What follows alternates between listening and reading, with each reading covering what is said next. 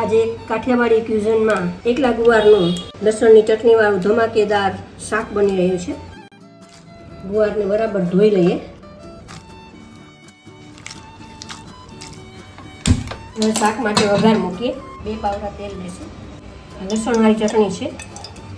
લસણની ચટણીથી આપણે એનો વઘાર કરીશું. લસણની ચટણી બળી ન જાય એનું ધ્યાન રાખવું.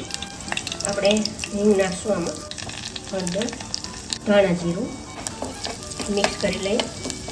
હવે આપણે વઘાર કરી લઈએ. શાકનો કલર કેવો આવ્યો છે એ આપણે જોઈ શકીશું. હવે મીઠું નાખી દઈએ, ટમેટા, થોડી ખાંડ, બધાને મિક્સ કરી લઈએ. પાણી નાખી દઈએ આપણે. હવે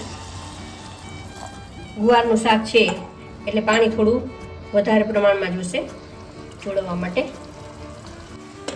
કુકર બંધ કરી દઈએ અને 4 સીટી વગાડશું.